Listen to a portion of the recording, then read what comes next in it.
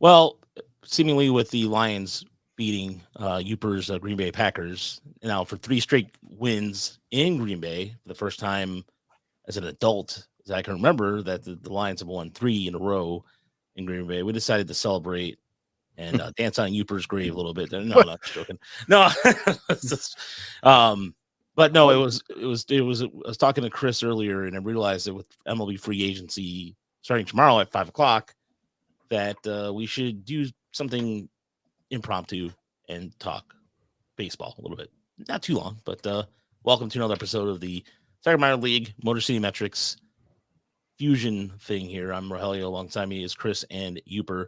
Find us on iTunes, Spotify, wherever you listen to podcasts. And also you can find our last episode of us talking about the Arizona Fall League and taking mailbag questions over at TigersMLReport.com. And there's an article that I'm working on right now on Gabe Alvarez as an impact, who just got promoted to Toledo. But I think that's a good thing for Tiger prospect fans and just in the general as the organization continues to evolve with the times. And it's weird because if you look at history, Jim Leland won in Lakeland and also won at Evansville. So the Tigers kind of taking a cue from that. But anyway, Uper, I'm sorry that it's just Packers looked a little flat tonight. Yeah, that's the thing. I mean, I'm not trying to be blasé about it, but one, I don't usually worry about a loss until the playoffs. As long as they get in, whatever. And two, Detroit didn't have to do much tonight, so I'm not that afraid of them yet. I mean, if they had to put the pedal to the metal, maybe it's a different game.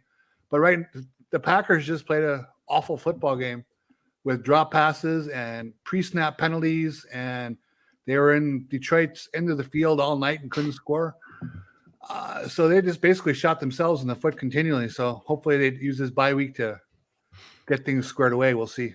Yeah.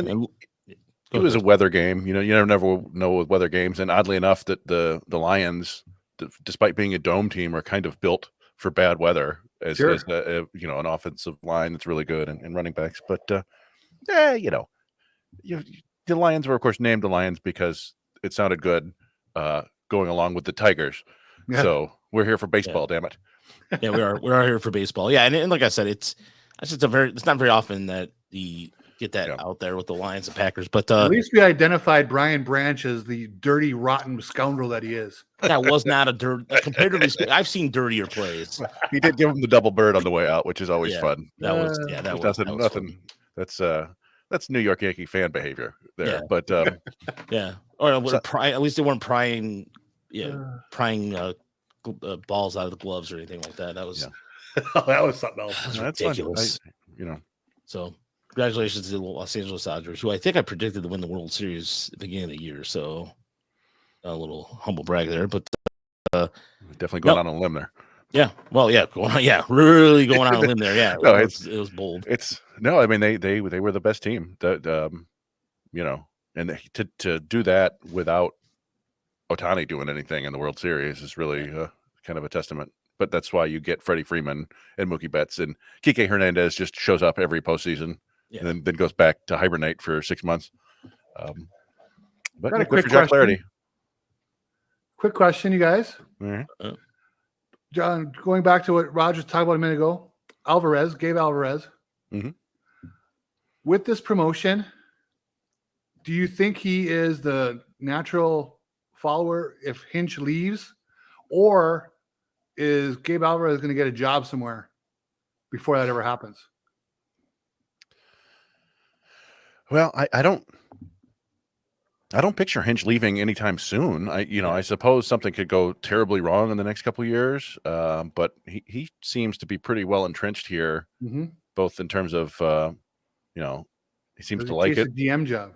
Yeah. Well, I mean, he's kind of a shadow GM, if you will. It sure feels like a lot of what goes on in this organization has Hinch's stamp of approval or heavy input. And I think he kind of likes it that way. I think we've talked before. He could be a GM. I think he's plenty smart enough and understands the game. But I think he just loves to be on the field. I think he's a giant control freak, if that makes any sense. Like, when you talk about the fact that like none of the other coaches are allowed to talk to the media, right? Like he's just and maybe that's not necessarily a bad thing. Like they're great leaders of all different stripes, and I think Hinch probably qualifies as a pretty damn good leader. So I don't have any say or any issue with that. As far as Alvarez goes, I thought that he would eventually get a job in the big leagues as some kind of coach, first base coach, third base coach, bench coach, something like that. And he may still, and it may just be that moving him to Toledo is like, we don't want to lose this guy. We want to give him some kind of promotion. Just like they kind of, give Garco a new title, right? Or give, any of these guys a new title. You give them a new title, maybe a little bit more money. They feel like they're moving up, and you keep them around. But it wouldn't shock me if he gets, mentioned and ends up in another staff. He's got buddies all over baseball, right? He played pro baseball. He played college. He's real good friends with Aaron Boone. It wouldn't shock me if he ends up in the Yankees bench one day. Yeah, I mean, this is the same guy too. I mean, he has a pedigree too. I mean, he was a USC. He was a coach there. He was the ability to. He was a recruiting coordinator, I believe it was. So it's not. He can get a job elsewhere, and I think that's where the case is going to be. But he can end up with the Tigers too. I mean, he has been invited to camp a few times, so that's not out of the realm of possibility either. And so I don't know. Like I like the fact that he got what the Tigers are doing with this, to me at least, is showing that, hey, you're gonna they're gonna keep some sort of level of continuity in terms of prospect development. You have the same kind of cast of characters. You have the same people that are going throughout, moving up together. I mean, Andrew Graham going to Erie, I think, is also kind of understated a little bit too, because he was in Erie for a season and then he went to, I believe, Lakeland. And so this is a chance for him to get back with Max Clark, Kevin McGonigal, and with Jose Briseño. So you're keeping the same kind of lineage. I hate seeing that word lineage, but for lack of a better word, but you have that, you continue to build that rapport together with those guys. And I think that's a great idea and especially Toledo. This is their sixth manager in 6 seasons. They haven't been back to the postseason since Doug Mickavich was there in 2018, which was wow. So I think if you look at across the board, every team was over 500 with the exception of the Mud Hens.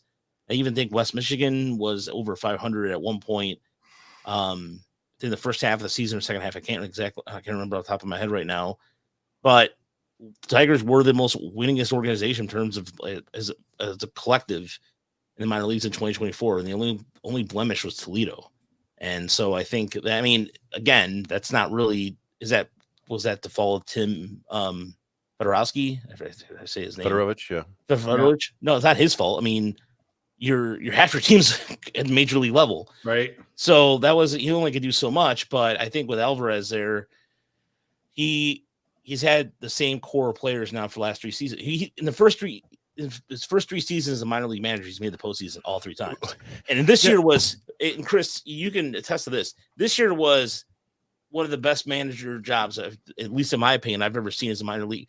He had Jake Colton out for the year, Trey Cruz out for the year, Lost Jackson Joe beginning of the year to injury. He got rocked, and somehow he made it work. Yeah, I was thinking, like, the one thing we haven't seen from Gabe Alvarez is him manage a bad team, like a losing team. Like, you could argue that this team wasn't great, although they won the title, but you know what I mean? Like, he hasn't had to slog through it. Yeah, slog through a 95 loss team or whatever. Maybe that'll happen in Toledo. We'll see. But yeah, I mean, and he didn't manage. He was an assistant coach at USC, right? Like, Erie was his first managing job. So it's only been 3 seasons. He's probably still got plenty to learn. So I don't know. I like that it would be fun if the Tigers become an incubator of coaches, just as, they're doing with prospects, right? You get the Tigers way. Let's get that going for real for once. But we're really happy for Gabe. Obviously he's been awesome to us every time we went out there. I haven't seen him in like 2 years. But Roger's been out there several times and he's always really gracious with his time. So happy for him and hope they can keep the winning going. Yeah. And that's where, I mean, and that kind of leads into our conversation topic of the evening is free agency and who the Tigers are going to target and everything. And there's a couple, there was a really good article by Evan Petzold of the Freep about some first base trade opportunities. I think he was for Vlad Guerrero Jr. And so there's a lot of especially going to the end of the season press conference with Scott Harrison, talk about the Tigers are going to spend. He didn't say how much they were going to spend, but they do have. We mentioned this on the podcast the other day. They have the Scrooge tax going. So the Tigers, what that means is in terms of profit, Tigers are a third stingiest team behind Oakland and Tampa in terms of spending profit on payroll. So the Tigers have money to spend. There's no reason not to spend. And it just depends on the level of spending they're going to do. Now, Harris can say they can spend on what Chris is proposing and call it a day and say, hey, we spent. And then you look at who Chris is going to suggest, and you're like, I don't know about that. or who I'm thinking about signing or suggesting, and then just go from there. So it is an interesting. It's going to be a very interesting offseason. I mean, look at KC, for example, already off the races, re-signing Michael Wacha and straight down the rotation that was really, really good last year and effectively helped them get in the postseason. So there's no excuse for it. And yeah, so without further ado, Chris, how we're going to do this, ladies and gentlemen, is we're going to present our players, if you will. And let me see if I have I do have I have to cue this up a little bit, but we're going to present some players. Some are not the most popular choices, and some are just like, we're just kind of presenting, and we also want the audience participation too. So if you're watching at home and if you have some trade ideas or player ideas you want to give us, or your players, let me know. But go ahead, Chris, while I cue up the music here for a second here. Yeah. So, I mean, basically the idea was we've talked enough through the end of the second half of the season about the big names that are going to be out there, right? Bregman, Soto, not Rhys Hoskins, Pete Alonso, Christian Walker, all those guys, Willie Adames, and Corbin basically Burns. Corbin Burns. Yeah. Max Fried, I guess we haven't touched a ton about him, but it's so Rogers was like, hey, come up with some guys you like to mention. And so my idea was like, I'm just going to pick some guys who I would be real bummed out if the Tigers go out there and sign these 4 players that I'm going to mention and call it a day. But they're names that I think if you sign 1 or 2 of the bigger names, any one of these other guys I think would be a solid kind of depth addition. So that's what my thinking here. And then Yoop, I think, has some more higher profile guys that we can talk about. So, all right, ladies and gentlemen, it is free agent court. So, all right. Want to keep that music going, or are you gonna? I'm gonna turn it down. Okay, all right. Sorry, I didn't mean to ruin it there. I just didn't know. A good beat. All right. Yeah. So my first one was Andrew Heaney, which is not a left-handed pitcher. Not terrible. None of these are exciting. You guys are gonna have to bear with me, right? We're teasing you with the good players later. But Andrew Heaney, only 5-14 last year with the Rangers, but a 4.28 ERA, right? Like, we know records aren't a big deal. Just under a strikeout an inning, 2.3 walks per 9. So he throws strikes. Last 2 seasons, 4.22 ERA over 307 innings. So averaging 150 innings a year. Mostly 4-seamer, slider, and changeup guy. He'll throw an occasional curve and sinker, but he's your basic number 4 starter. But he gives you another lefty who can eat innings, which I think they might like. He's probably an upgrade over Brant Herter, if you will. He's kind of Matthew Boyd-ish without being Matthew Boyd. If that makes any sense. Like, I don't know if we want to bring Matthew Boyd back for a third try, but Heaney, he's an extreme fly ball pitcher, which I think, he may be helped out a little bit by Comerica and by this outfield defense, which is very good. And I think, there's a little bit there. They might be able to tweak, maybe work on his slider a little bit, maybe get his sinker fixed. But again, you're talking like a number 4 starter. I think you could probably get him for $12-13 million. I don't know, something like that. Nothing crazy, but again, if you're adding depth, he's an option that I think might be okay. All right, so Andrew Heaney is your first guy up, okay? Yeah, and my second guy is even less exciting. He's Colin Ray, who was with the Brewers.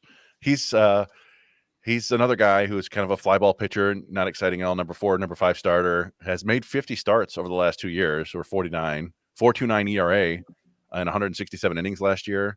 So again, nothing exciting. He's a kitchen sink guy. He throws like 6 different pitches, primarily like sinker, cutter, sweeper, 4-seamer. He'll add in a splitter against lefties. He throws a curve occasionally. So he just throws everything.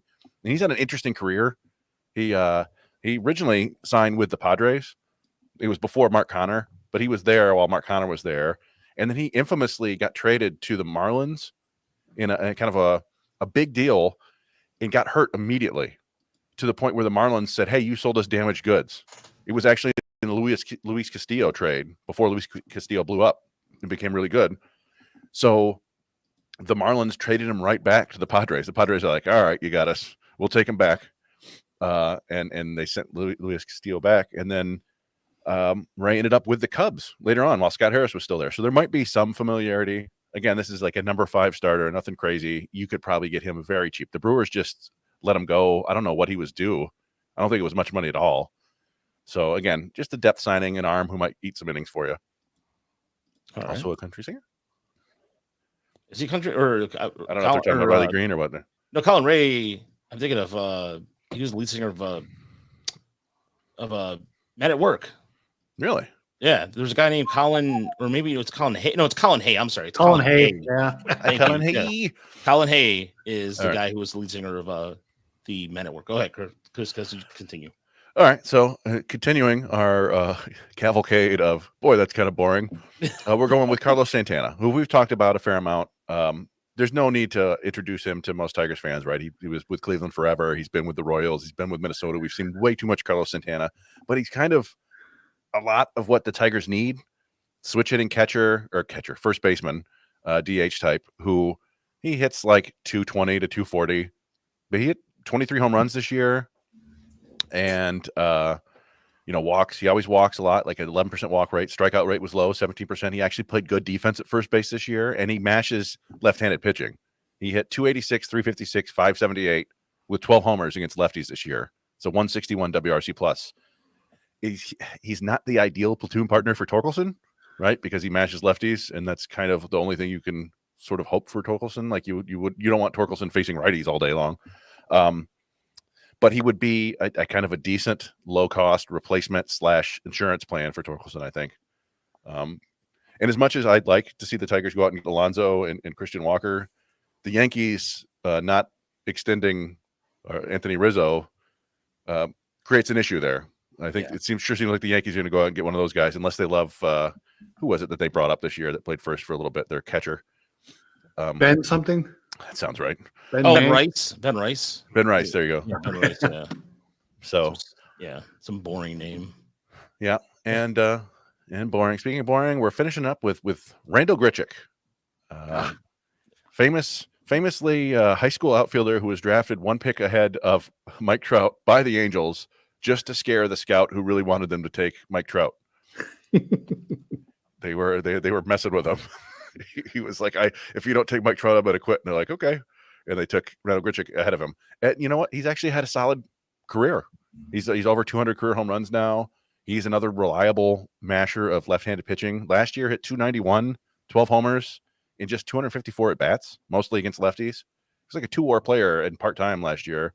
319 with 6 homers against lefties.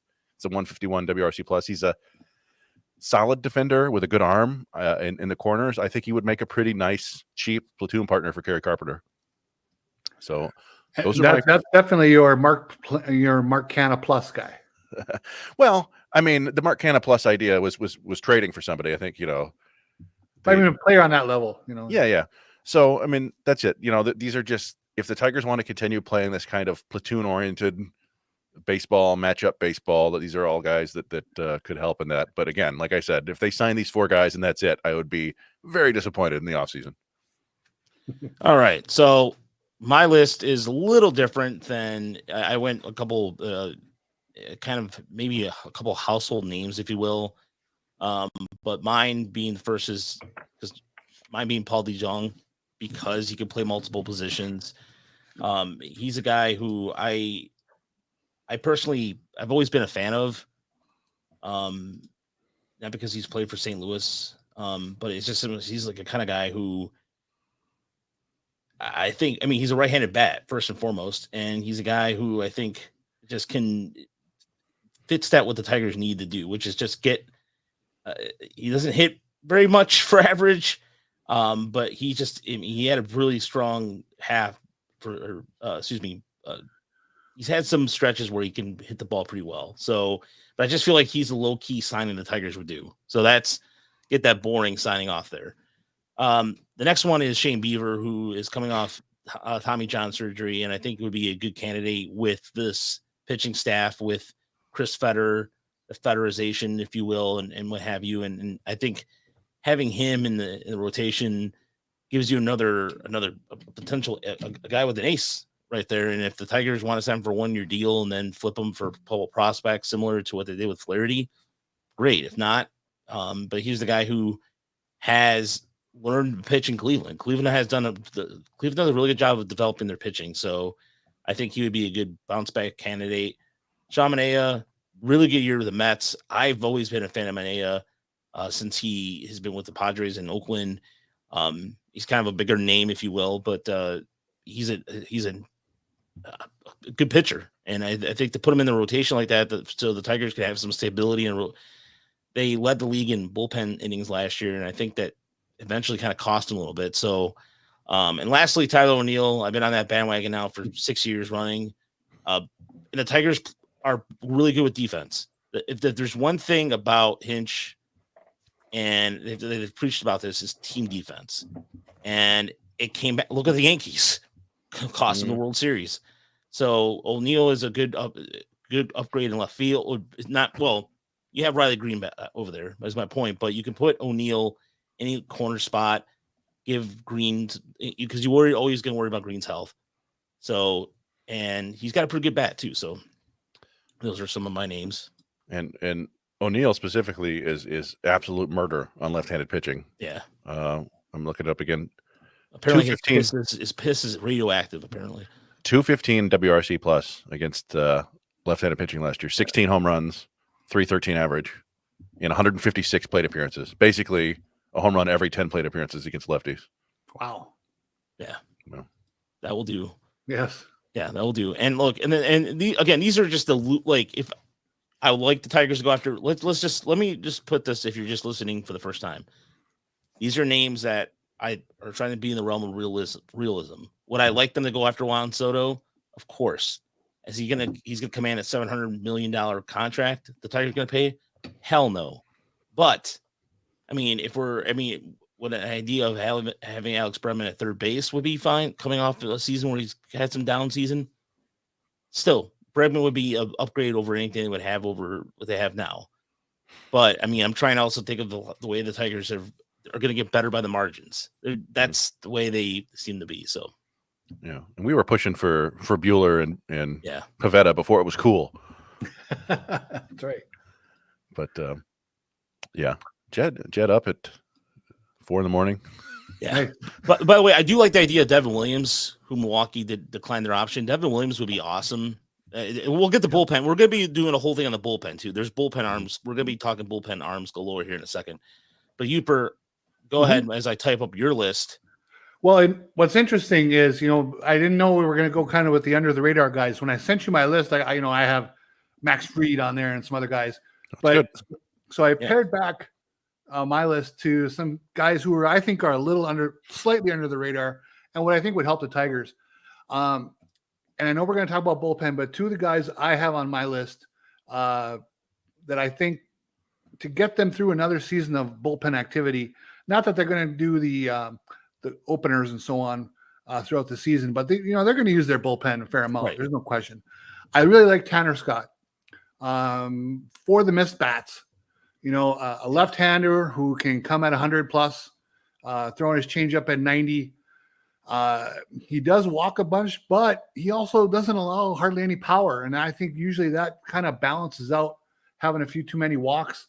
Can working with Chris Fetter get some of that walk issue under control? Probably, hopefully. But he's a talent. And I think that, he's the kind of really smoking lefty that they don't have in that bullpen. That would be something, a nice add. I also like Jeff Hoffman from the Phillies. He made some changes, I think, to some of his off-speed stuff.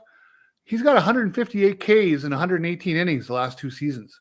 So, I mean, there's a guy who can also miss some bats, can add some bullpen depth, just in case, we've seen the best we've ever seen from Sean Gunther, and from yeah, you know who I'm talking about. Brendan Hannafy. There you go, Mr. Hannafy. You know, you can't really count on those guys. I think if you can bring in some free agents to bolster the bullpen, that will be very helpful. Offensively, you know, also when I turned in that list, I had Willie Adames on there. Let's take him off. Let's think about Teoscar Hernandez. That's the power bat. Now, I know he said he wants to go back to the Dodgers, but players say a lot of things. Money talks, and the Dodgers may not need him back. Who knows? I think that would be the ideal power bat for them, that they could work him into the DH and outfield. You know, that's something that they just don't have enough bats that open up games. And my other guy for the rotation, he's a little old, but boy, if Nathan Eovaldi's there and can be had, I think a 1 or 2 year deal, or 3 at the most. That guy, he eats up a lot of innings. He's competitive as hell. He gets the job done way more often than not.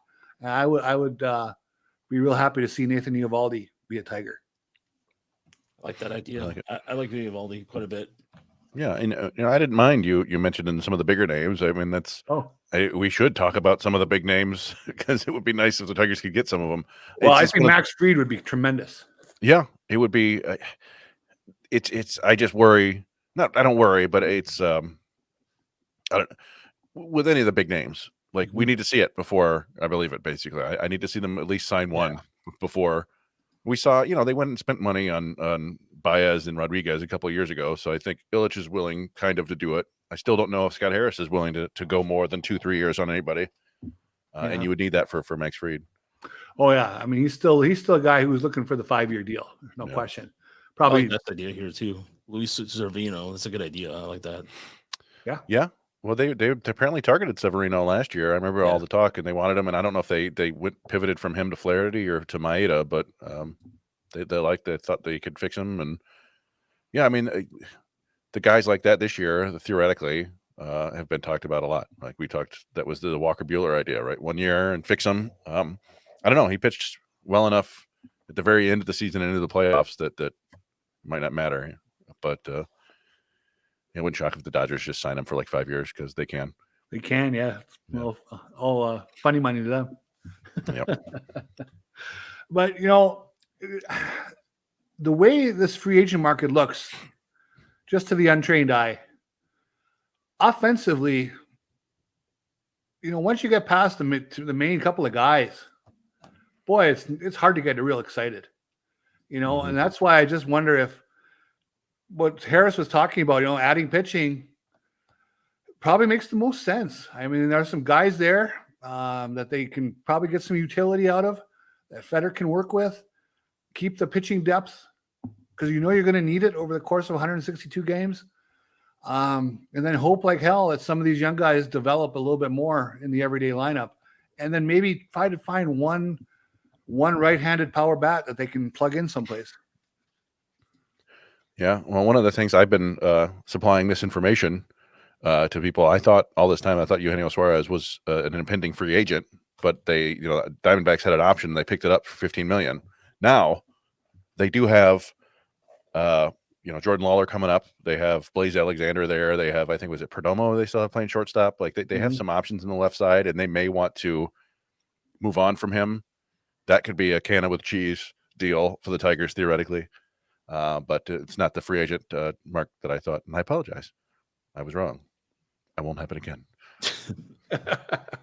There's even there was one trade that I thought was just a silly idea that I had, but you go to the Pirate. So Pirates right now have Billy Cook, who they got from Baltimore, and then they have this guy by the name of Dominic Porcelli in their system, because there was, I guess, the talk that the Pirates are interested in Spencer Torkelson, although that's just it could be an AI Sports Illustrated writer for all we know that said that. But nevertheless, the idea of getting Billy Cook in a minor league pitcher for Spencer Torkelson, and then just getting Peyton Graham, because I don't see Peyton Graham's future here in Detroit. We were just talking about this last week, that he's in the Arizona Fall League. He's struggling there. He's playing the outfield, and with the infield being so deep for once, the Tigers might not have a lot of options there. But yeah, I think, as far as Justin Turner goes, that's an idea. It's just I think he's a little too old for that, and I think the Tigers want some younger. Mike Doyle's idea for trading for Ian Happ, that's a solid idea too. It's there is they need a bat, and as far as like third baseman goes, Deadly Ninja Bees, that's where I think the Tigers might use trade route for that. I really think that if you're going to get a third baseman, if they're not going to sign Bregman, that they're going to have to, I think, look at trade possibilities. Because just if you look at the market right now, let's look at the free agent market in third base, shall we? Let's look at some of the names that are out there at third base. So you have Bregman, you have JD Davis, you have Johan Makata, Gio Urshela, which the Tigers already, Brian Anderson, Jace Peterson, and Luis Uras. That's really about it. I mean, shortstops was a different story. You have Kim Iglesias, you have Adonis, who I think is probably going to Los Angeles. Third base, I think the Tigers have to get creative. If they're not going to sign Bregman, then I think they have to make a trade. So, well, you look at that list. To me, that's Bregman or bust. Yep. I mean, Jake Berger's that's actually a pretty good idea too. There, Jed. Yeah, we had some fun trivia about that earlier because Berger is one of it's like one of 5 or 6 right-handed hitters with 60 home runs over the last 2 seasons, I think. Yeah. One of the things I was going to do in my little trade piece was trying to think, what maybe you can find a partner to trade, like do one of the rare kind of prospect for prospect trades or a young player for a young player. And I was thinking about Orelvis Martinez, who's a right-handed third baseman, second baseman in Toronto's system, who's got tons of power. He got suspended for 80 games last year for PEDs or whatever. So you'd want to do some homework there, but maybe you could get him for cheaper. And basically you're continuing the youth movement, but you're kind of balancing out your left-right splits a little bit. And I don't know who Toronto might want, if they would want anybody, but I was like, well, that would be an interesting one because I don't know, like he's the kind of player that they theoretically would need if he could come up and be a power hitting third baseman. They just don't know if he can do it yet. Brian brings up the obvious question: why not stay with Young and put money in the pitching and right-handed bat? You're absolutely right, Brian. That why wouldn't the Tigers stick with Young? I mean, he has time. I mean, he just came up. He's very relatively young, and he is a guy who you drafted to play. But at the same time, he can also play second base. You have Cole Keith there. I know they're high on Hyu Lee. So they have a lot of infielders that they can use, and I think that the Tigers want to have. I don't think they have the ability, and Harris has indicated they're going to trade their prospect depth to get a player of a proven caliber. And so, if some team wants Young to play second, why not trade him? I mean, and as somebody mentioned here, he didn't prove he was a major leaguer. I mean, I know he has a short sample size, so it's not exactly fair. The barrels also same thing, but at the same time, if Young can get you if he can get you a right-handed power bat and a pitcher, why not? I mean, look at the Angels. The Angels were like immediately like, hey, let's trade Griffin Canning for Jose Soler. Yeah. Yeah. Right off the bat. That's the thing with Jace Young is you could wait on him. The issue is you're pretty left-handed heavy. That was one thing Scott Harris mentioned. I don't think they're going to part with Green or Carpenter or trying something else. I'm trying Colt something Keith else while we're doing it. Or Trey Sweeney. So you don't want, or Parker Meadows. You're going to end up with 6-7 left-handed bats in there. And yeah, Young didn't show anything that made me think that you need to play him next year in the big leagues, right? Like he basically showed patience. He's got a good approach at the plate. He took some walks, 0 home runs. Now, part of that might have been whatever, I think it was a wrist injury. His power output went down dramatically, even in the minors after he came back from that injury. So maybe he just didn't have his full strength for the entire season. But he graded out very poorly on defense, too. It was -3 outs above average, -6 defensive runs saved. He's not a third baseman. We tried telling people that a bunch of times. Yeah. Now, you can improve on defense, but I think there's only so far he can go. He just doesn't have a lot of lateral agility. He's not that type of athlete. He's a below average runner. So what you've got is you got Kristen Stewart on the infield. He can get on base. Maybe he'll run into a couple home runs eventually, but and like I don't mean to like completely down his future, but that's what he looked like right now. So it feels to me like, yeah, I don't think you can go into the year with Jace Young as your starting third baseman. Who knows? Maybe they know a lot more than us, but I mean, they do know a lot more than us, but he's just not a guy that I feel comfortable starting the year with. You know, the thing about it is when you look back at the end run of last season, right?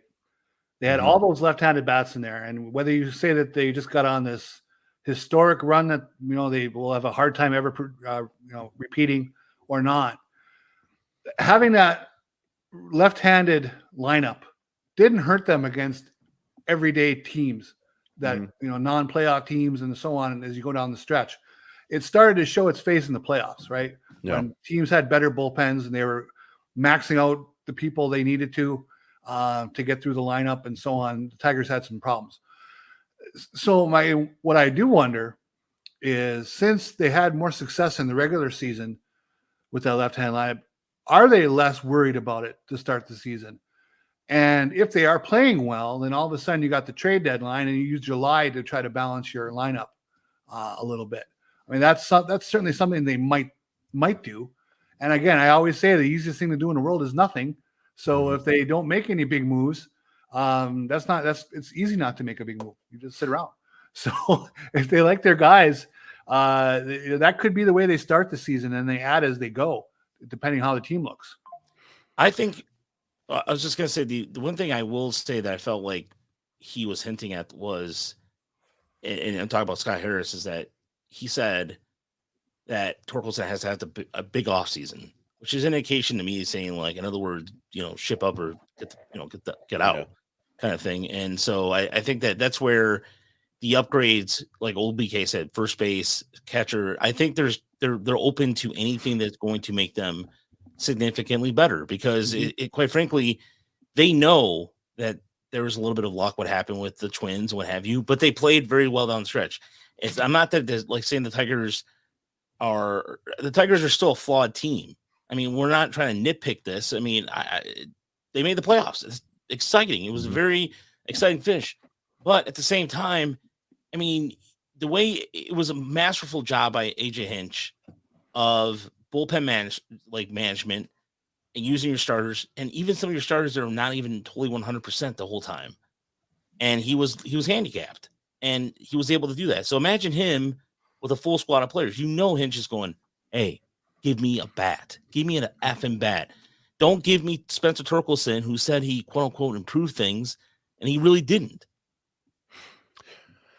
Yeah, I mean, that's like Justin Henry Malloy had a very nice kind of run there in the postseason. It was very like, hey, this can work against left-handed pitching. It's just like, do you want to go in with him as your right-handed platoon with Kerry Carpenter?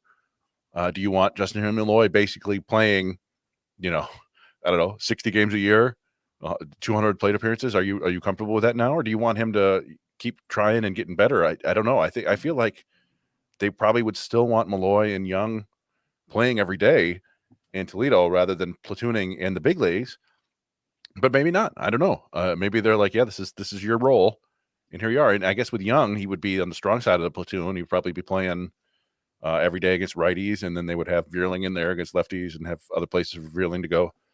I don't know. I feel like Young feels like the odd man out to me. Yeah. With Malloy possibly, but I guess we'll see how it goes. I do feel like somebody asked earlier, like, who's one player who would change the team's fortunes the most.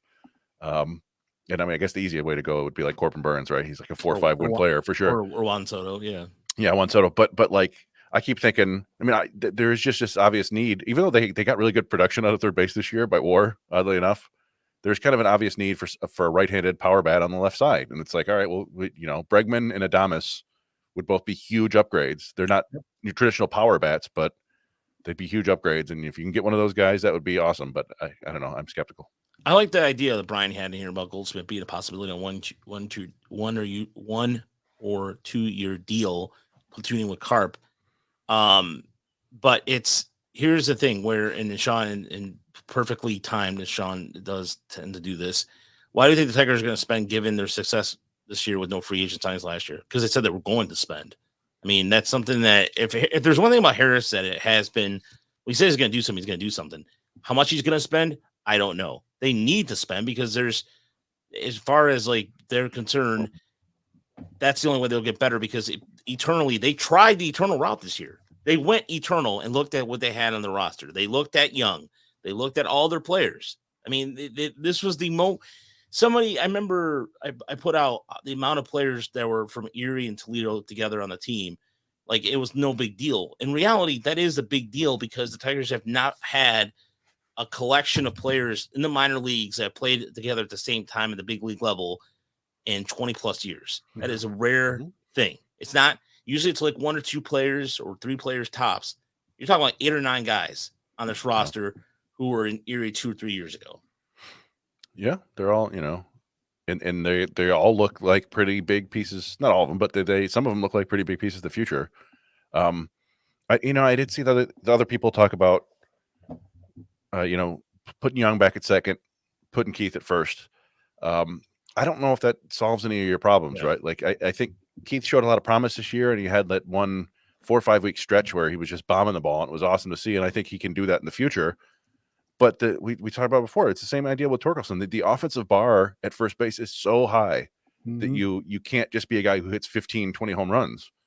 And I think Keith will eventually get to 25 plus maybe down the road. But for right now, I kind of prefer him being a solid offensive player and a solid defender at second. Like, I thought it was fine. He had a rough month on defense, and he's not going to be the best defensive second baseman in the world, but I wouldn't mess with him at this point. Maybe down the road if he loses a step or two, or if he's gets hurt or something like that. But I don't think that's a real solution at this point.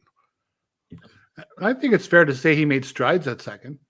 Yeah. Oh yeah, no. He was. I mean, correct me if I'm wrong. Didn't he become like outs above average? Like, he went from a negative to a plus, outs above average. He had one really bad month on defense, which happens. And it's one of those things where he played twice as many innings at third base in the minors than he did at second base. I think it was like 1,000 to 500 or something, whatever the number is. So he's still learning the position. And I'm not ready to give up on him there at second base yet. But I don't know. We talked about it. Going back to, will they invest in free agency?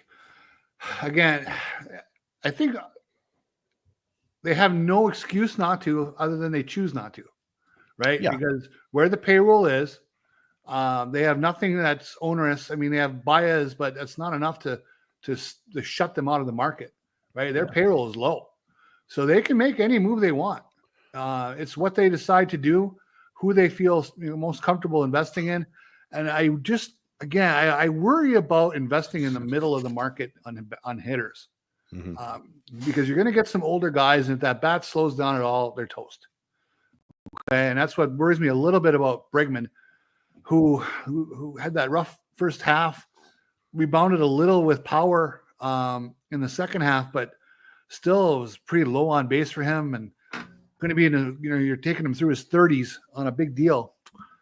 I just don't know if this is the year. There's just not that guy beyond Soto and a couple others that really trip my trigger a whole lot. And that's why I just wonder if they're going to spend the money on pitching. I do think I think it's going to be largely a repeat of last year's offseason. What you hope that the lesson they learned this year was not that, hey, we can stitch this together and Frankenstein our way to the postseason. You hope that they learn, like, hey, we've got a solid core here. We can open a window to compete for actual championships if we add to it. But yeah, like, it doesn't seem like it's in Scott Harris's DNA to make those big 6, 8, 10-year deals for massive stars. Right. Doesn't mean that they might not, that they're like not willing to spend some money or take on some contracts, maybe of a good hitter who they feel like can help them. But it's I don't know. It feels like it's going to be one of those off seasons where fans might not necessarily be super excited, because it's not going to be Bregman and Soto and Christian Walker and stuff, right? Like, I think it's going to be some smaller moves that probably make the team better, but I don't know. I agree, Yoop. I think that most of the money will probably be spent on pitching again, which is going to anger fans because they're like, this offense is mid. Yeah, mid at best. Yeah. But so as far as like to me, I do like the Yandy Diaz idea too. That it is, as Brian said, and it's been suggested across the other areas too. As far as Bregman goes at home, he had 16 home runs at home. He batted 241 at home, but he batted 276 on the road. So he actually had less home run. Yeah, but he had more doubles, actually more hits overall on the road. So I'm just curious about that. Here's the thing. I would like in this offseason for them to make a trade, a bold trade.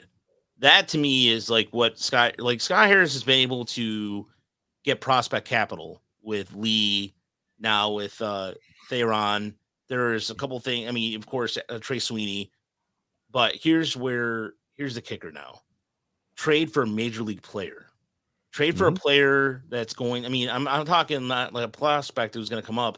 Trade for a player that is going to contribute, like a guy that Sean said, a guy that maybe is going on the radar, but is going to be potential a right-handed power bat in your lineup. Nolan Arenado. We talked about this last week. Chris and I talked about him last week on the minor league podcast. I like Nolan Arenado. I really do.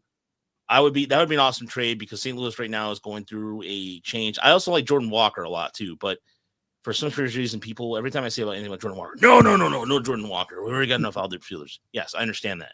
They also can play first base. So anyway, just do something bold and different when it comes to the trade. And that's where I think the Tigers. I think they have a couple guys they're eyeing right now, and they're just sizing things up. Because I think in terms of prospects, we're so used to Tigers keeping prospects with the exception of just the Brian Canna or the Mark Canna trade last year. This year, I think this is going to be a little different. I think the Tigers there's going to be a couple moves out there that they're either going to make or not, or hopefully they make. And we don't hear this trade that like last minute trade deadline thing where Harris is trying to be the smartest guy in the room. If they're in terms of like, so if the Tigers get Juan Soto, I'll get a tattoo of Juan Soto on my shoulder. I will. No, you know what? I'll do a Tigers Jed UK. I will. No, seriously. If the Tigers get, go ahead. I need you to get a tiny tear on your eye, and inside the tear, there's a little silhouette of Juan Soto. if in terms of like, if that happened, if I did a gang style, dude, that would be. I'll get one too. Well, if you get one, then that means you has to get one too. Then that's what I'll do it. I would do a tattoo, but I'm not doing a face tattoo. What? Yeah. No, it's gonna be small. It'll look like a mole, and then when you look into it, it's Juan Soto doing the shuffle. No, but I'll put a mole on my forearm. Then how's that? Old BK wants to know. In terms of Jeff Greenberg's speak, I've heard him speak twice, and I know he does a lot of things like behind us. I think he does more than the administrative side of things, but I don't really know where his influence is. I know he knows as far as like getting things done in the market wise. I'm not really sure, honestly. But I think it's more like Harris has his collective group, and I think Greenberg's just a part of the trust of what, in terms of a trusted advisor. But beyond that, I haven't really. I think it's like every time when you're back there. When I say back there and behind the scenes, behind Comerica Park, and Chris will probably see this too next year, you see the same 3 or 4 people all the time. I always saw Sam Mezen, Harris, Jeff would be floating around here and there, but it's always the same people. But as far as Jeff would go like that. So thank you, Werkow, for the $5. I legally changed my name to Flippy T Fish Ed if we got Soto. By the way, if you do want to donate, there's a PayPal link in there. All the donations go back to what we do. And we're, like I said, there's going to be some changes on that. But no, Sean, you're not the only one that loves a Brent Rooker trade. I thought Brent Rooker would be a good idea back in July. I still think that'd be a good idea now. He's a fantastic follow on Twitter too, as well. But yeah, so. You go to Soto and you're going to hear lots of, every team is going to have a moment where they're in on him, right? Except for the A's and the Pirates probably, right? It's easy to say you're in. We made a phone call. We tried. they're really, again, it goes back to the Tigers could do it. It's a choice not to compete at that level. And so if they do dive in, they can do it. I mean, there are ways to look at the deal Shohei Ohtani signed. And I'm not saying everybody's going to start doing that. I mean, that might be a one-time thing that we never see anything like again to delay all that money. But you could do something close to that and be creative. Just depends on what Soto wants to do, where he wants to go. I mean, did he see enough of Detroit's young lineup to think, hey, there's a club on the rise that can win there? I don't know. I suspect he's back to the Yankees, but we'll just have to see. But again, I hate closing the door automatically on these players for the Tigers because they don't have to be that way. They can compete for anybody if they have the will to do it. Old man Illich would have done it, but of course they probably wouldn't have had this young core if they had Illich either. So I mean, there's push and a pull to that. Yeah, I don't know. Like, I love the idea of Juan Soto coming. It would be, it would be amazing. He strikes me as a guy who wants to play on the biggest stage, either New York. I could see maybe Philadelphia, Dombrowski going bonkers again and getting another. But otherwise, it's probably the Dodgers, the Yankees, or the Mets. I will. There was one other, and I got to give credit to Steve, aka Ghostmav, for this. An idea that he kind of threw out there was trading for Wilson Contreras of the Cardinals. And somebody in the chat asked if we were happy with Dingler and Rogers. And I think the Tigers are perfectly fine with those two. I'm sure they'd like more from Dingler, but they're kind of bringing him along. But Contreras is a consistent power hitter, and you don't necessarily have to play him at catcher. Like, you could play him there 60 games, 50 games, maybe try to treat him like, late stage V-Mart, right? Play him a little bit at catcher and just have him play first base or DH. And he's been a consistent 20 home run guy while playing 115 games a year. Good right-handed power bat. And the Cardinals have Ivan Herrera, who came up and was really good. He's young. And so I'm looking. Contreras is signed for, I think, 2 more years at. I'm looking at the deal right here. So yeah, he signed through 27. So 3 more years at $17.5 million with a club option. So you'd be taking money, and the Cardinals have said they're trying to shed some salary. I think they were trying to shed Arenado, right? Right. You might be able to work out a deal there. I don't know. I don't know. I thought it was a good idea from Steve. That idea too. I mean, the way you described where he would play and how much. I mean, that's kind of a good description of what they're doing with Sal Perez now too in Kansas City, and that seems to be working out pretty well. That's true. I forgot about that. Good call there by Javi Baez in the chat. There was reports after the 2022 season that they were interested in Contreras. I think I wrote an article about that too, actually. Then I think about it, and that would be, look, I would totally be fine with that idea. Came up with the Cubs. Yeah, I mean, it would make sense, and I mean, I know that Javi or Bloom is going to make his own imprint in St. Louis. I mean, he's going to start taking over, and I think he's going to do things a little differently. And I think a lot of the players from the St. Louis, there's going to be a lot of changes in the St. Louis Cardinals roster, and so I think that's the reason why idea like somebody like Walker or Arenado, or even like you guys were talking about Contreras, but look at their pitching too. St. Louis has got some really good pitching coming up in the minor leagues as well. That I think that they'll probably be patient on and wait on, but they don't. As far as like hitters go, the Cardinals don't really have a lot of hitters right now in their system like they normally do. I mean, they're set with Win at short, but everything else seems kind of like up in the air right now, and outside of like in the lower levels, but still, it's not the depth that the system once portrayed. So we'll see what happens there with that. I mean, let's get back to there's the Vladimir Guerrero trade idea that Evan Petzold put it out there. Look, that to me, out of all the ideas they had, I think I think they were trading Olsen. What was the exact number? It was Olsen, Manning, Jose Dixon. Yeah. And one other. Yeah, who was it? A bat. Young. Chase Young, yep. That's not a bad idea. It's not a bad idea. Ooh. You think Toronto takes that? No. No, Okay. God, no, Well- no. I don't think Toronto does that. But So I think here's that's an automatic yes for Detroit, but I Yeah. don't think Toronto. I think they do better. But I don't think the Tigers make that trade unless they're getting a strong basically a guarantee that they can re-sign Guerrero because it's only one more year. I don't think they're giving up Reese Olson for 1 year of Vlad Guerrero if he then takes off. Like if you want to go all in for 2025, then just go sign Bregman and whoever. Like you're going to be paying about the same amount of money for Guerrero for 1 year, and you're not giving up basically your number 2 starter. Yeah. But I mean, I think the overall value was about right, but you would definitely need you'd need some sort of assurance that Guerrero's going to stay here because I don't know that just doesn't make a whole lot of sense to me unless you're going for it in 2025. But I don't know. Who knows? I mean, yeah, I don't know. Players like that, they get traded and it never seems quite as much as you think. Like, I don't know. I mean, Soto got traded with 1 year left, right? And ended up being pretty good haul for the Padres. Yeah. But I'd much rather them if they're going to make a trade, I'd rather them go after somebody like Bo Bichette too as well. I mean, like if I'm not asking for those two at the same time, but I know Bichette's numbers are not exactly, he coming off of one of his worst seasons production wise, but look, if you're trading for Vladimir Guerrero Jr., you better damn be sure that, especially what the Tigers are going to give up, that he is going to sign, and then maybe ask for somebody else in their system. Maybe I don't know.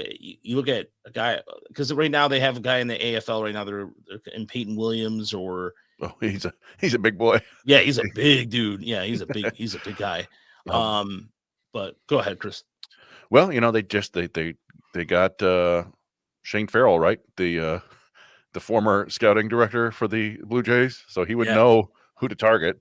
The kid I loved, Landon Marutis, pitched like 3 times this year before he blew out, but he was awesome looking down in the Florida State League.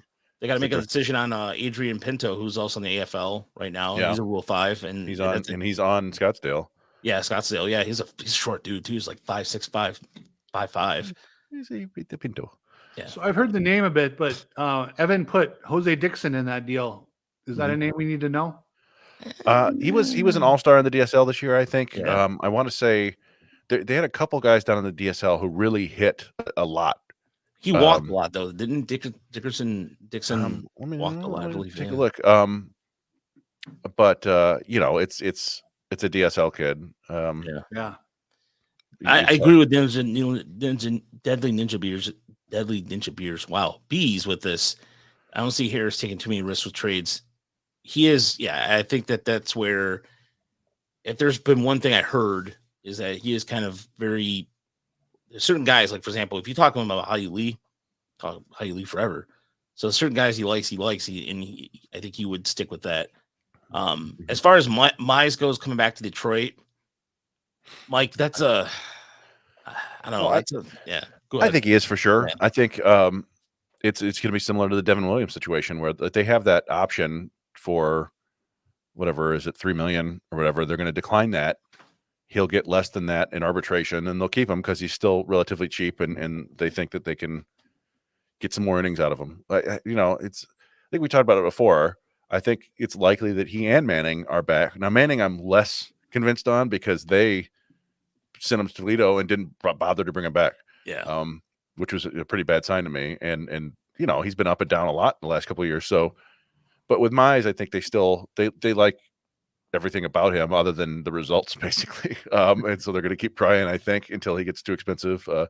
It wouldn't shock me if they made a trade of Mize. I think Jed pointed out, like, who's our Griffin Canning? Is it Mize? And that's kind of fairly close. So you might see something like that, but I don't think they're going to want to give up pitching depth. I agree. For the depth you need for 162 games for $2 million, you can do worse than Casey Mize. I think that's fine. Especially also when you look at the market too. That's in terms of starter market too. It's really kind of at best. In terms of let's talk about some of the bullpen arms real quick too. The guys that I like, so Yimim Garcia is a name that I like a lot. He's a little older, but still a good. There's Clay. I mean, guys like even Chapman too. Chapman's 37. he still throws over 102 miles an hour. But as far as like, do you take a reclamation project in Carlos Estevez, who struggled when he came over after the trade from the Angels, or do you go somebody like somebody like a project? I would look at a project arm like Jacob Junis, who I think he's a project arm. Is a guy who, they find something that makes him better, or there's so many of these intriguing arms out there that you could. I don't think the Tigers are in the running for Clay Holmes or anything per se, but do they go after a veteran? There's a lot of veteran bullpen arms out there. Even a guy like Carl Edwards Jr. Do you kick the tires around that? Wow. Yeah, I know. Or former Tiger or former Mudhead great Caleb Dilbar. Yeah. There are a lot of interesting names out there that could be picked up. You got guys who with like closing experience. Like AJ Minter intrigues me. He's been on a bunch of championship level teams for the last 4 or 5 years. Jose Leclerc, I think, is a free agent. I feel like he's closed before, right? Part-time anyway. Yeah, and some of these guys are pretty young. Tanner Scott, you mentioned, would be huge. I'm looking. Former Tigers draft pick Drew Smith is out there. Yeah. What about Garrett? Yeah, and Hoffman and Ryan Stanek. There are names you've heard of. I think it's about going out there and finding.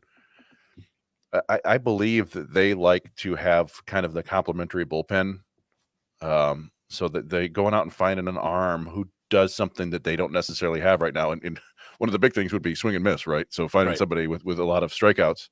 Now, Roldis Chapman would fit that. I don't think they want to deal with the 6 walks per 9 or whatever it is. Or dickish behavior. That's what I was going to say, too. You got the clubhouse presence looming. Yeah. For whatever that is worth, he doesn't got it.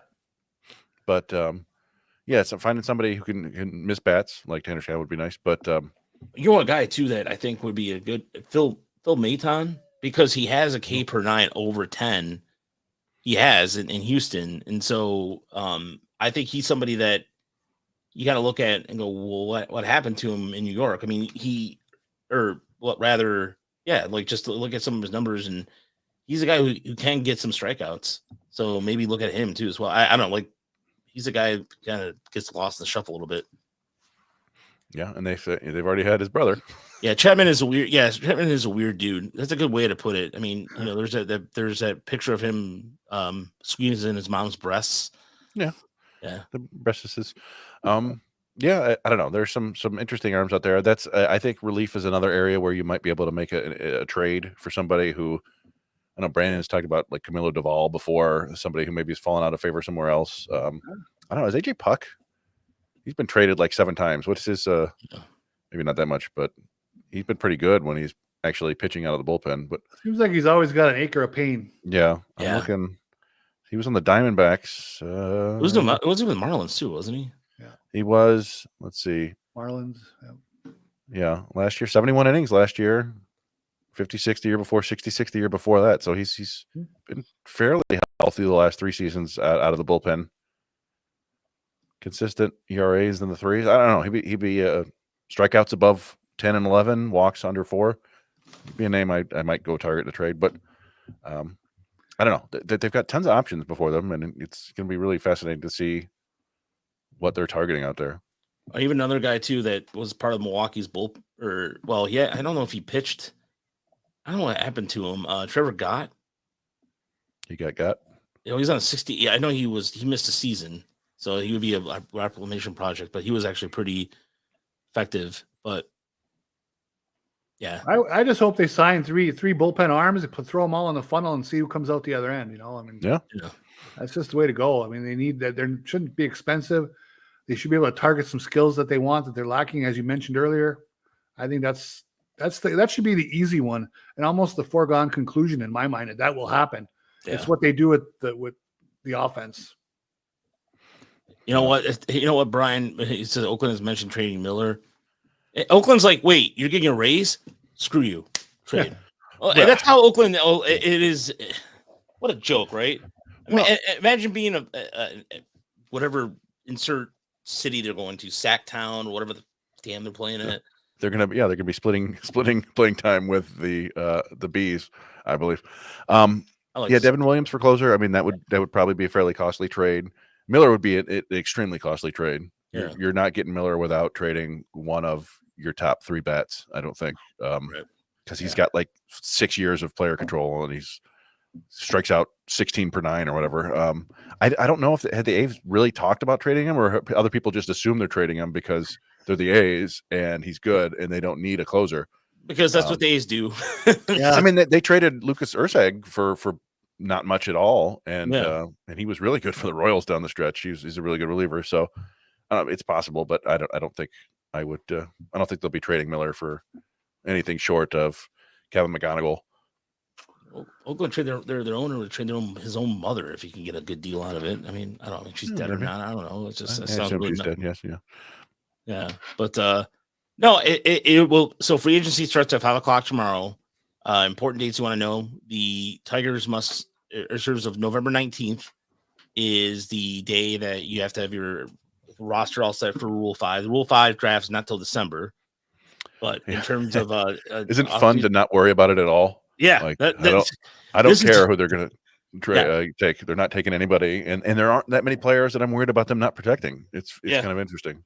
It is freeing not having to do some stupid article about who the Tigers draft, and the Tigers are in like 20s, and I think they're drafting 23rd.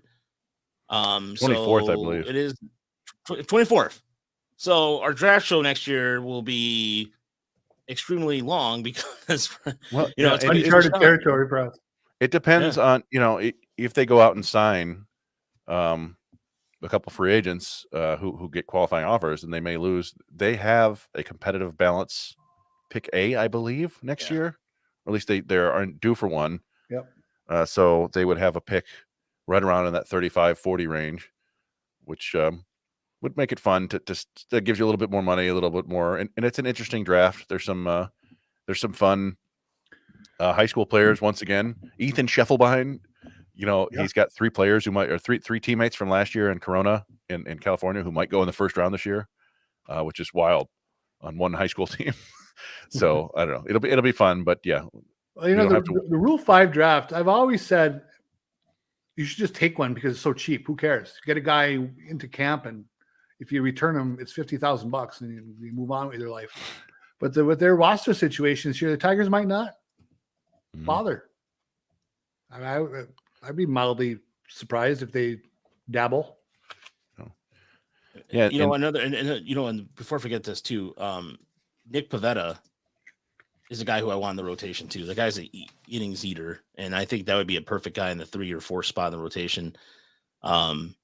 Definitely good to see a Detroit Degenerate in the chat there.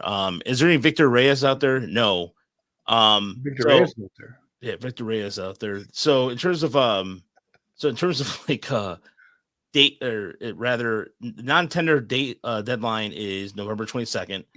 The GM meetings are coming up, and I think next week in San Antonio. So actually they kick off tomorrow. Yeah, there we go. So the GM meetings in. Yep.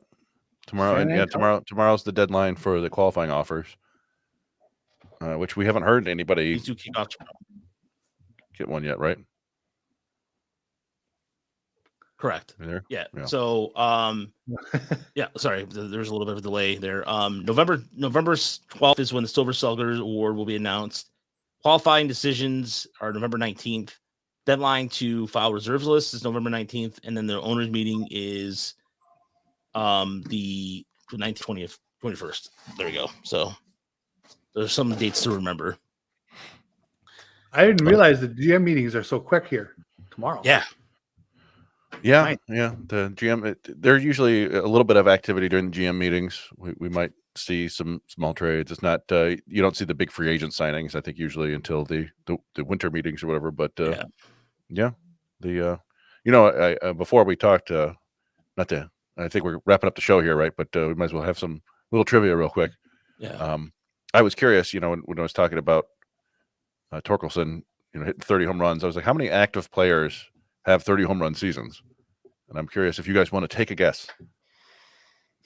How many players have 30 home run seasons? How many active hitters have had at least one 30 home run season? 77.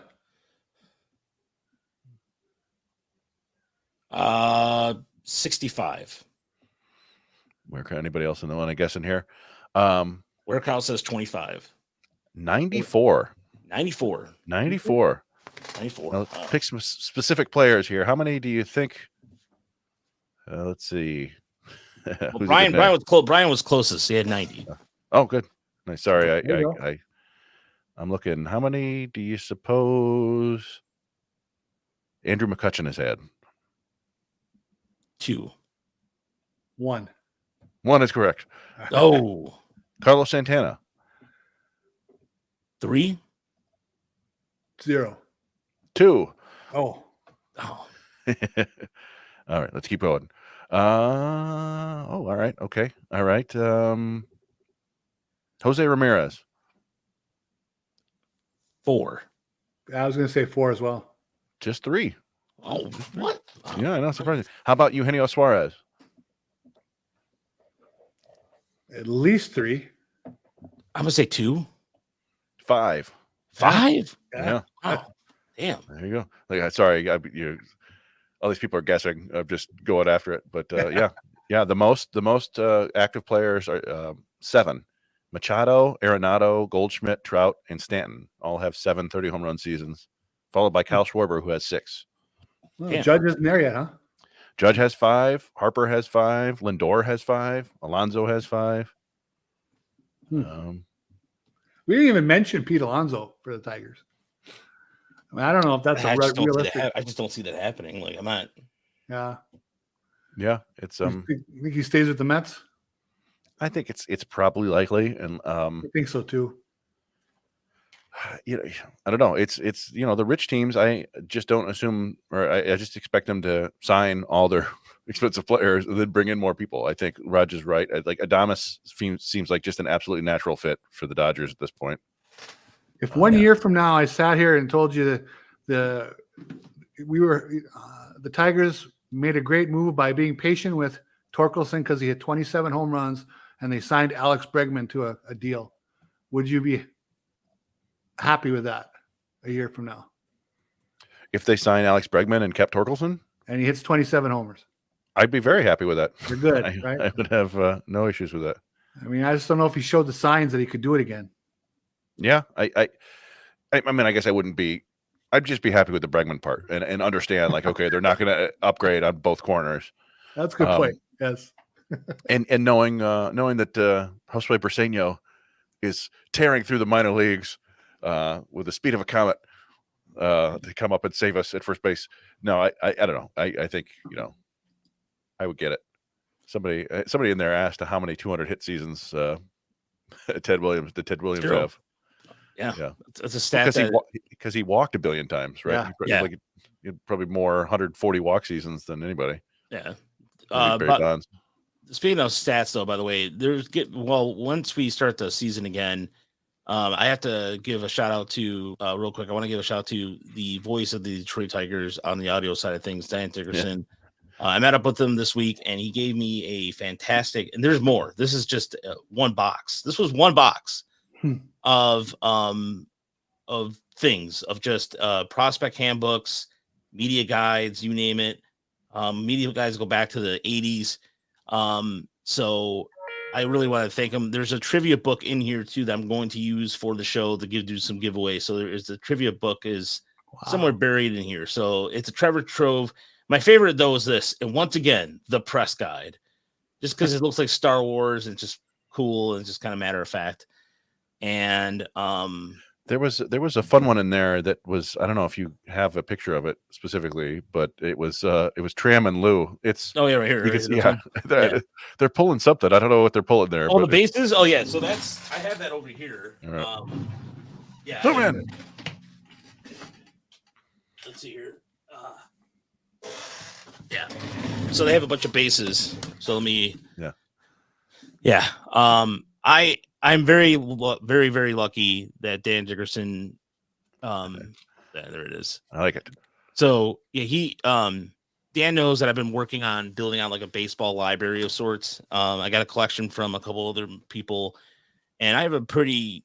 I love reading books, and this is how I got into it anyway. And so, again, find it funny that working for Fansided, anyway, I'm not going into that story nonsense. But like stuff like this is great stuff like right here. And in some of these books already, I found like old newspaper clippings and stuff like that. And that's what when I was a kid, that's all I used to do was cut out box scores, and that's how I would memorize them. And I would keep them in my folder because I have ADHD. So anything that random, like anything baseball related, I just go, oh, I'm paying attention, and I just would have stats. And my brother and I used to go and take a number and say, okay, who's number 21 or no, who's number 2 on the Charlotte Hornets? Like when we used to do NBA jerseys and stuff like that. Larry Anyway, Johnson. yeah, Del Larry Curry? Johnson. Yeah, Muggsy Bogues, well, you said Larry Johnson. You Rex got Chapman, Alonzo Mourning, Rex Chapman was number. Kendall Gill. Number 3. Same. Kendall Gill. You say Sorry. Kendall Gill? He played for the Hornets, didn't he? Yeah, he did. I remember, my brother was a huge Hornets fan when they first came out because Wasn't the Gill teal. at Illinois too? The teal, Yeah, absolutely. the teal. Yeah. And so like, it was all about that team that was terrible. Yeah, that was and then LJ. those pinstripes too, man. Was it Kelly Tripucka played for that team too? Yeah. Former Piston. But look, shout out to Dan. Thank you, Dan. The voice. He was just on the Days of War podcast, and we're gonna have him on probably by the end of the year because I was talking to him about. He's like, "Oh, is everything the real thing?" I'm like, "Yeah," and so, but and it was really cool for him to do that. So anyway, please, we'll be diving into this quite a bit, trivia stuff too. Also, it's cool the fact that they have the schedule on the back of it as well. BJ Armstrong, former, there. So, Sexy Rex was my guy in the Hornets. That's a good one. Yeah, right there. Rex Chapman was. I remember when he was in the dunk contest. But I'm looking at the Earl Carrollton was there. Was he? Didn't Chapman do the 3-point contest too? He probably did. I'm sure. Del Curry, Ricky Green, Glenn Rice, my favorite Michigan players of all time, was on the Charlotte Hornets, and Kurt Rambis.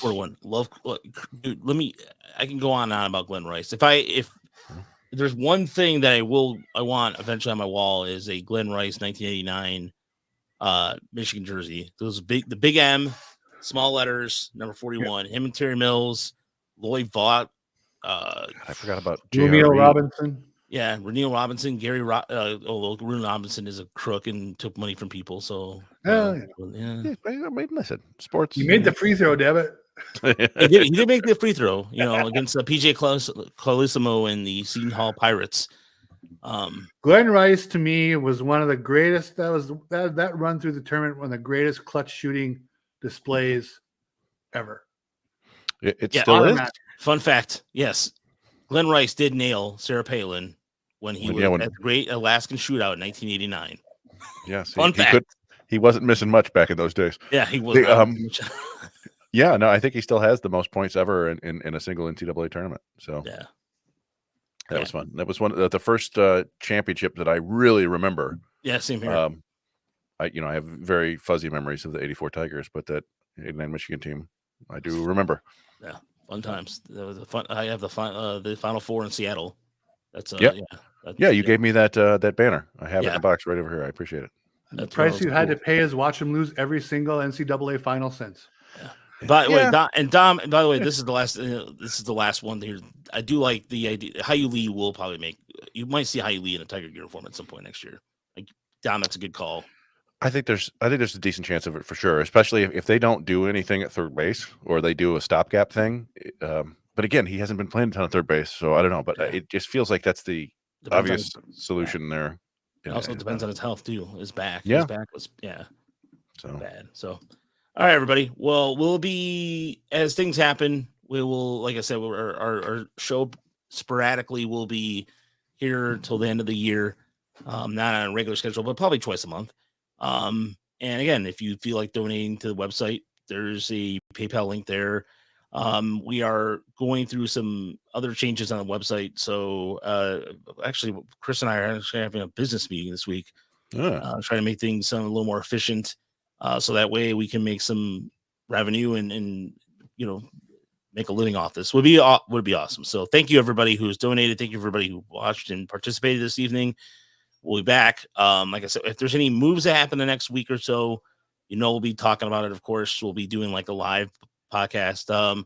Check out all our great content over at TigersMLReport.com. Check out our Patreon, Tigers Minor League Report. And for myself, Uper and Chris and Jerry back at we're doing Wizardry somewhere. And, we'll talk to you later. Mike was in the comments too, so shout out to Mike. Yeah, Mike. Shout out to Mike Papchek, who is warning us that Goldschmidt sucks. So there you go. He's a big Cardinals fan. So we'll talk to you guys later. Have a good night, everybody.